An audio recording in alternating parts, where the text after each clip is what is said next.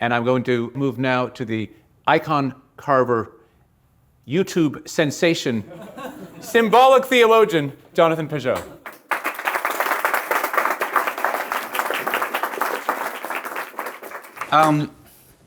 Yeah, sometimes I'm a little difficult to describe. One of the reasons why I'm difficult to describe is because I would say my entire life is leading up to something that Ralston is showing me. I dropped out of academia a very long time ago. In the 90s, I studied fine art at University of Concordia in Montreal. And everything that's happening now, all the madness of the postmodernism playing itself out in all our institutions, was already there in the artistic world in the 1990s. And I saw the rot as I was participating in it, and I pulled out. And of course, it led me through a whole time of crisis. But everything that I've done has been a sense that I'm preparing for this Renaissance that everybody here is talking about. And one of the reasons why I keep coming back to Ralston, and why, for some odd reason, I don't like Greg said, I don't speak Greek, I don't speak Latin, I'm not an academic, but I can see something alive when I recognize it because I've been looking for it for 25 years. There's a crazy pattern in the Bible, one that it's probably one of the hardest patterns to understand because it seems so harsh. It's that before something begins, you have horrible things that happen before the beginning.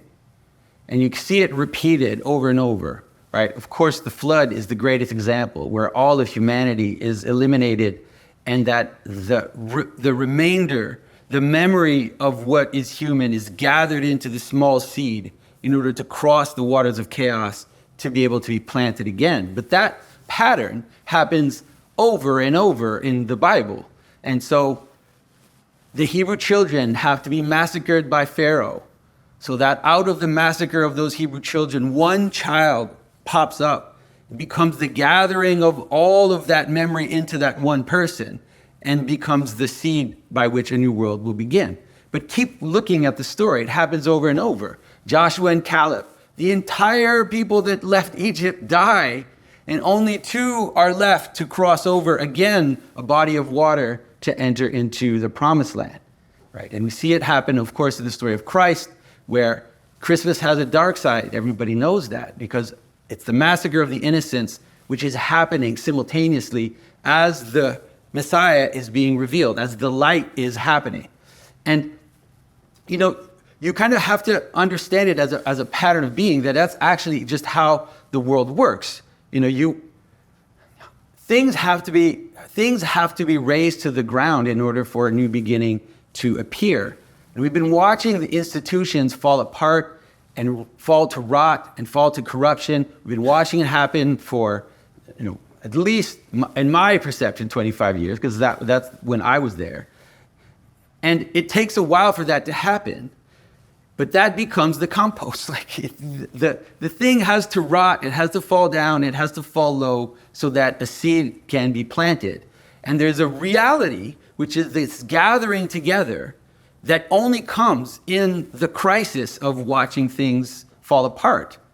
Right? You don't even want to do it unless you see how things are so dire that we need to gather things together towards seed.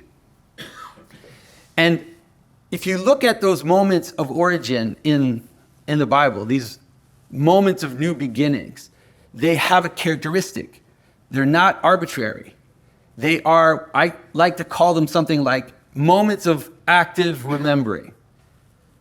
So when Moses leaves Egypt and he goes out into the wildland and has that first encounter with God, we always have to remember that God presents himself as I am, as being itself, revealing itself to him, but also I am the God of your fathers. Right? So it's a gesture of active memory. You see that happen in the story of Jonah. The same thing happens. Jonah is now down at the bottom. He's dead. He's in the monster. He's at the bottom of the world, the gates of Sheol, and he remembers God. He said, I remember your holy place.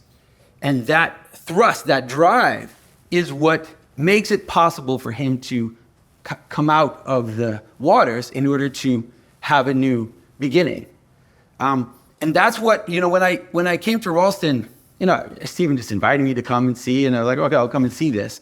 And I saw exactly that happening, which is the type of remembering that we need to do. Of course, there's a scholarly aspect to it. That's important. There's a preservation part of it, which is important. But there's also a manner in which it has to be living. It has to be alive. And when I met the students that are learning to speak ancient Greek, that are learning to speak now ancient Latin, that are thrust into a world, that have to go to the cave of Pythagoras, that have to, to encounter these spaces, I realized that this is something very different. Like, they're not forming scholars. They are forming those new beginnings, those seeds that will bear fruit in the future as we watch things fall apart. And that's why I was so attracted to it. Now, the problem is that it looks really complicated when you look at it from the outside. Like, why are you going through so much trouble?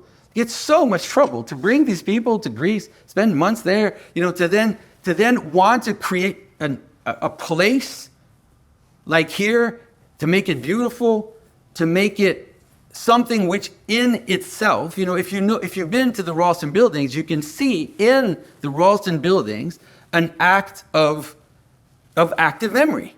That's what they're doing. They're saying we have to make all of it coherent. If we're going to build an ark, if we're going to build something that is bringing it together, it has to happen at every level. It reflects a little bit what Greg was saying, which is you can't, let's think about it this way. Ralston could not be an online program. It just can't. Why? Because it has to embody, it has to gather reality together. It has to be the college that we heard about this morning. It has to be the gathering of the people into a particular space that has a name that can be identified in space and time, and then it becomes like an ark. Then it becomes like the holy place that can receive the revelation, that can receive the new light that comes down onto it. But you need all those things to come together, and it looks, like I said, it looks like, wow, like you describe Ralston to other people and they're kind of bewildered, like, what is this? Like, what are they doing? What's the point of all of this? But once you understand that, then you can see that happening. And now when you think about it, you look back at every single moment of Renaissance, of rebirth, of renewal that happened in the past, and you will see that they all have that characteristic. They all have the characteristic of an active remembering, which is also connected to collegial bringing together and a specific place. There has to be a holy ground, or else it doesn't work. Think of even the subversive ones, right? Think of Paris, think of Manhattan after World War II as these places of bubbling where people are coming together and are creating the next generation. The other question I asked myself is, like, why does it have to be why are we teaching young people? Why couldn't it just be a fraternity, something where you're pulling together great people like we have here to discuss? It's like, no, that's not enough, because what we're looking for is that new beginning, right? It's not just about coming together to create great art or great literature or great scholarship. That has to seed. It has to become the future. And so that's why I continue to be engaged with Ralston. That's why I really believe in the project, and I'm amazed by what I see. And you can see, that something's real. Like, especially if you've been waiting for a very long time to see it happen. And because you start to notice the gathering, it's almost happening, like this call that is being sent out. And then you see the people that care for the right things, that have the right order of loves, are starting to notice each other across the hall, and are starting to move in the same direction and are finding themselves in the same place like we have today. But that has to happen, like it's a real thing. It cannot, I don't think that it can actually be an online abstract network of that. Now, from that, we can reach out. Obviously, everything is available to us once we have the core. Once we have the core, then the space can radiate. Once we have the tabernacle, once we have the space that's gathered together to receive that light, then you can move out and you can be online, you can have podcasts, you can do all of that. But this is crucial. And I think that we are witnessing the future. And it's not just happening at Ralston, and I think a lot of people that are here are noticing that it's kind of happening, right? This is the moment. And it's normal because everything else is collapsing, right? It's not arbitrary. It's a moment that is coherently there to make those that want the highest good start to see each other and move towards each other and build things together.